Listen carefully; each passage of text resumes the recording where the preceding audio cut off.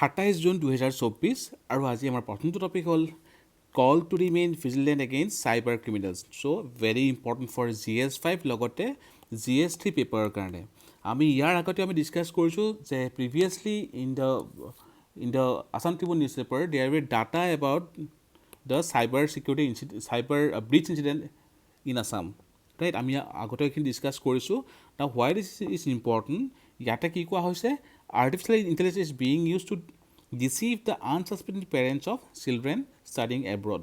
Okay, so it's a kind of new issue. আৰু ইয়াৰ লগত Assam গভৰ্ণমেণ্টে step কি লৈছে ইয়াৰ ওপৰত আমি সেইখিনি বস্তু এবাৰ ডিছকাছ কৰি লওঁ In 2020, these are the important data for mains examination.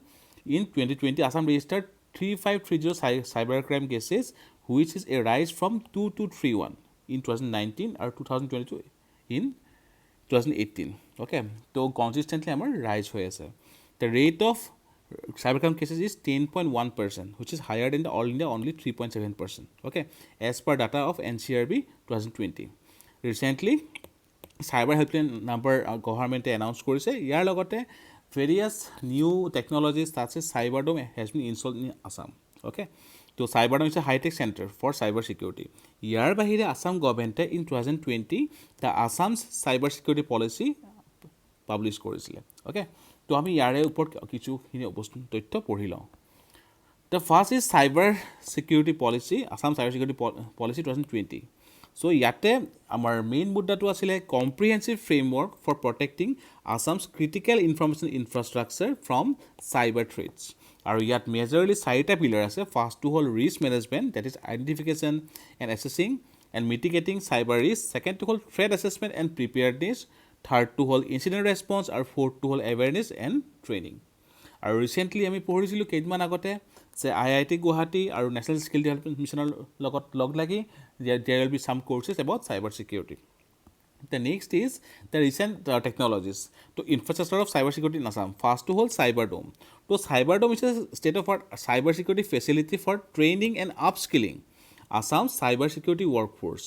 It will provide support to law enforcement agencies in investigating cyber crimes. Or logote, it will promote research and development in the cyber security in Assam. বহুত বেছি important হয় মেইনছৰ কাৰণে লগতে আমাৰ আৰু কি আছে digital intelligence network কি হয় it's a new unit within the Assam police that is responsible for gathering and analyzing digital intelligence. It will also be used by investigating agencies to investigate cyber crimes and prevent future attacks. So, আমাৰ যদি cyber security question আহে আমাৰ অসমৰ ভিতৰত যদি আমি কিছুমান data ভৰাব বিচাৰোঁ এটা হ'ল অসমৰ cyber security policy 2020 then the Cyberdome আৰু লগতে অসমৰ digital intelligence network. The next topic is MSME in Assam. Now MSME is in the news since the last 2-3 weeks. Okay, তো অসমৰ MSME ওপৰত ভালেখিনি নিউজ আমি পঢ়ি আছোঁ আৰু ইয়াৰ কাৰণে আমাৰ মেইনছৰ কাৰণে বহুত বেছি ইম্পৰ্টেণ্ট ডাটাখিনি বহুত বেছি ইম্পৰ্টেণ্ট অ'কে তো যদি আমি চাওঁ Assam has a very vibrant MSME sector with more than 4 lakh MSME units employing around 1.5 million people. See, very important for GS3 or GS5 paper. Okay, কিমান আছে around 4 lakhs units কিমান employee আছে around 1.5 million. So according to the annual report of Ministry of MSME, the MSME sector contributes 34.5% to Assam's GSDP. বহুত বেছি important হয় আৰু আসাম গভৰ্ণমেণ্টে বহুতখিনি policy initiative লৈ আছে for advancement and development of this sector আৰু এটা one of the major policy initiatives of Assam government is the Assam MSME Development Policy 2019 মেইনছৰ কাৰণে বহুত বেছি ইম্পৰ্টেণ্ট হয় য'ত financial assistance technology upgradation marketing support and skill ডেভেলপমেণ্টৰ ওপৰত কাম কৰি থকা হৈছে also' it focus on promoting entrepreneurship and innovation in the MSME sector. Okay মেইনছৰ কাৰণে বহুত বেছি ইম্পৰ্টেণ্ট হয় অ'কে তো ইয়াতে কিছুমান ডাটা দিয়া হৈছে যেনেকৈ the world bank according to the world bank 600 million jobs will be needed by 2030 to absorb the growing global workforce. আৰু সেইটো কাৰণে MSME আমাৰ কাৰণে বহুত বেছি ইম্পৰ্টেণ্ট আৰু লগতে ইণ্ডিয়াৰ MSME আৰু এটা বস্তু কি ইম্পৰ্টেঞ্চ হয় যে মেক্সিমামখিনি MSME ক'ত আছে ৰুৰেল এৰিয়াত আছে ঠিক আছে তো rural empowerment and rural job development তাৰ কাৰণে বহুত বেছি ইম্পৰ্টেণ্ট হয় যদি আমি অসমৰ ক্ষেত্ৰত চাওঁ আসাম গভৰ্ণমেণ্টে অলৰেডি ভালেখিনি পলিচি ইনিচিয়েটিভ লৈছে যেনেকৈ আসাম গভৰ্ণমেণ্টৰ এটা আছে ক্ৰেডিট এছুৰেঞ্চ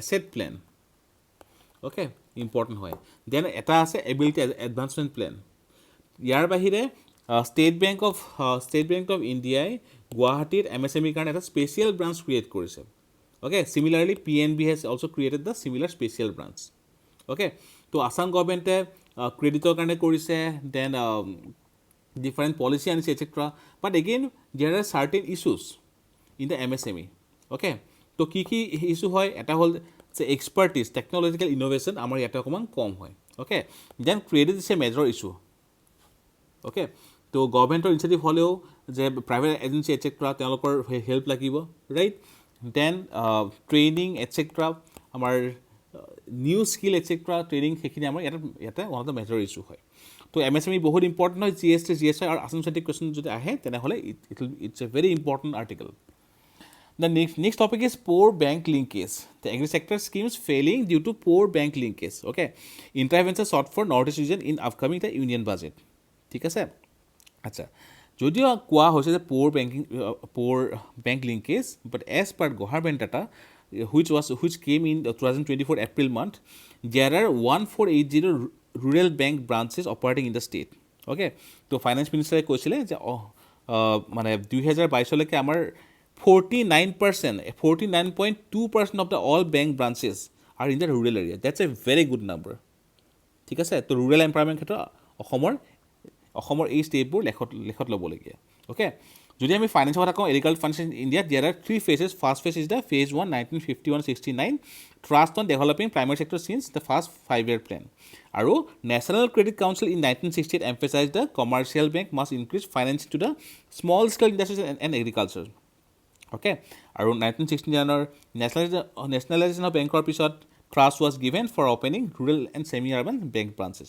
Phase 2 আমাৰ বহুতখিনি ষ্টেপ লোৱা হৈছিলে for example regional rural banking 1976 তাৰ পৰা আমাৰ providing banking and credit facilities for the rural area and agriculture national bank for agriculture and rural development NABARD establish কৰা হৈছিলে RBI introduced 1989 service area approach asked in 2021 UPSC prelims annual credit plan system to increase outreach okay যদি আমি চাওঁ mechanism for agricultural credit in India এটা হল PSL priority sector lending second to inter subvention scheme then kisan credit card self help group or bank linkage program আৰু লগতে joint liability groups so it is initiated by NABARD in 2006 so banking or issue yes but government বহুতখিনি step লৈছে আৰু আসামত এতিয়া more than 49% of the মানে branches is rural bank branches next is about rhino poaching so important hobo jodi GS5 বা GS3 rhino poaching rakhabo karone government ki initiative loise tenaka question ahe to the Rhino project started by kune start kore South Africa okay now ki hoy to protect rhinos by making their horns detectable at international borders and rendering them useless for human consumption ঠিক আছে So yate a small hole is drilled in the horn and radioisotope is inserted into the horn. Okay, so it makes the horn useless and essentially poisonous for human consumption. ठीक है sir? So similar initiative of lower price in future. Okay. Next is resolution on emergency. So Lok Sabha नतुन के the speaker read about the resolution on emergency. So emergency 1975 now it will be 50th year of the emergency. So main so kind important होय. National emergency code কোৱা আছে constitution article 352 the proclamation of emergency then article 353 the effect of emergency proclamation and article 354 application of provisions relating to the distribution of revenues while a proclamation of emergency is in operation okay ইয়াৰ বাহিৰে যদি চাওঁ to the expression proclamation of emergency is used in the Indian constitution to denote the national emergency to national emergency empower the central government to take swift and decisive action to safeguard the security integrity and sovereignty of the country. Kune declare corporate the president can declare national emergency in India under Article 352 when the security of India or a part of it is threatened by war, external aggression or armed rebellion. But originally the constitution mentioned internal disturbance as the third ground. But via 44th Amendment Act it was replaced with armed rebellion. Okay. Important hoy GS2 আর লগতে প্ৰিলিমসৰ কাৰণে the next topic is about solar power so how well is India tapping its rooftop solar potential আৰু যদি চাওঁ best performing states is Gujarat Maharashtra, Rajasthan, and moderate Kerala, Tamil Nadu, Karnataka, underperforming states, UP, Bihar, Jharkhand. এইবাৰ APSC প্ৰিলিমছত এনেকুৱা ধৰণৰ ডাটাৰ পৰা question আহিছে এছআৰ ৰিপৰ্টৰ পৰা তো চিমিলাৰ এছপেক্টত প্ৰিলিমছৰ কাৰণে ইম্পৰ্টেণ্ট হ'ব পাৰে লগতে আমাৰ GS3 এনাৰ্জিৰ কাৰণে বহুত বেছি ইম্পৰ্টেণ্ট হয় তো ইয়াৰে এটা আমাৰ যিটো স্কিম ৰিচেণ্টলি লঞ্চ কৰিছিলে in the month of March Pradhanmantri Suryodaya Yojana it will be very important So mainly to reduce electricity bills for poor and middle class while contributing to India's self-reliance in the energy sector. Okay, so the data now, as per December 2023, India's total solar capacity stands at 73.31 gigawatts and with rooftop solar capacity contributing towards around 11.08 gigawatts. Okay, so states report data can be important. Next topic is about cohabitation. National Assembly elections in France. What? So it is about cohabitation. Okay. Now, কি হয় cohabitation? চাওক এটা বস্তু কি হয় GS2 আমাৰ comparing constitution কাৰণে এই পাৰ্টটো important হয়. Okay. It's a situation where the president and prime minister belong to different political parties. Prime minister may choose his cabinet colleagues. Now the members of the government can be a member of the legislature. Cabinet is decided over by the president. The lower house can pass the censure motion against the prime minister and his cabinet. Okay. আৰু council of ministers which would imply that they must resign okay তো এতিয়ালৈকে ফ্ৰান্সত দেৰ R মানে France Republic তো এতিয়ালৈকে তিনিবাৰ instance হৈছে 1986, 93 আৰু 97 অ'কে এইখিনি সময়ত আমাৰ কোহাবিটেশ্যন হৈছে now cohabitation very important so' it's a situation this system can lead to a situation where French legislature is dominated by coalition or party opposing the president. In such instances, the president is obliged to appoint a leader from the opposing party's prime minister who enjoys the support of the parliamentary majority. So it's a very unique case, unique concept. So our India ক্ষেত্ৰত এনেকুৱা ধৰণৰ comparison আহিব পাৰে তো last year এনেকুৱা question আহিছে GS2 মেইনছৰ কাৰণে important the next topic is about leader of opposition তো লিডাৰ অফ অপজিশ্যন যিহেতু আমাৰ 2014 পৰা 19লৈকে নাছিলে অ'কে কিয় নাছিলে because their minimum numerical strength is needed that is the opposition party must have at least 10% of the MPs okay তো যদি আমাৰ 545 MPs ইলেক্ট হয় তাৰে এটলিষ্ট 10% ডেট ইজ 54 or 55 চিটছ থাকিব লাগিব দ্য পজিশ্যন অ'কে যদি চাওঁ it was officially described in the salary and allowance in the leaders of parliament in the Parliament Act 1977 okay আৰু যদি চাওঁ duty serve as the voice of the opposition okay and is considered as a shadow prime minister with a shadow cabinet okay although কতো লিখা হোৱা নাই তেনেকুৱা ধৰণে okay year next proactive rule for facilitating smooth function of the business of the house then practical rule কি আছে very important why leader of opposition is the opposition's representative in the high-powered committee headed by Prime Minister for employment of the certain posts such as CBI Director, CVC, CIC, chairperson members of NHRC, Lokpal, etc. আৰু লগতে various important committee যেনেকৈ Public Account Committee, etc. তাৰে member হয় তো leader of opposition important হয় GS2 কাৰণে আৰু প্ৰিলিমছৰ কাৰণে next is very very important for এইবছৰ science and tech okay Chandrayaan 4 প্ৰিলিমছৰ GS3 কাৰণে তো কি কোৱা Chandrayaan 4 to be sent in parts assembled in the space okay so ISRO is preparing for its ambitious Chandrayaan 4 mission aiming to bring back samples from the moon আৰু লগতে multi launch strategy and in space assembly will be there multiple launches unlike previous Chandrayaan mission Chandrayaan 4 will be launched in multiple parts okay due to spacecraft size exceeding and the carrying capacity of the ISRO's most powerful rocket in space docking approach similar to the construction of an international space station. It will be the first time a lunar mission adopts this method. Okay, technological marvel at a whole SpaceX mission key hoy to test the docking phase capabilities required for Chandrayaan 4. ISRO will conduct a mission called SpaceX. Configuration and capabilities. The configuration involves developing technologies to dock modules in the space, which will be essential for future complex missions. লগতে আমাৰ future missions and space station plans. Vision 2047. ISRO's long-term vision includes plans for India's own space station. Okay. So Bharatiya Antariksh Station (BAS) next generation launch vehicle. ISRO is developing a NGLV, a heavy rocket with upgraded design to handle the larger missions. A new launch complex is being created to accommodate this 4,000 tons rocket essential for the future missions.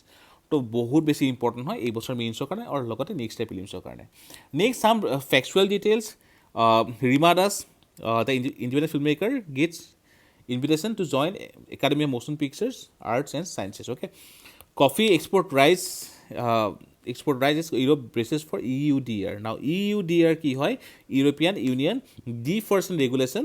So ইয়াতে source then কেনেকৈ কৰা হৈছে, ক'ৰ পৰা হৈছে, কিমানখিনি difference হৈছে, চব এই গোটেইখিনি ইয়াত ধ্যান ৰখা হ'ব।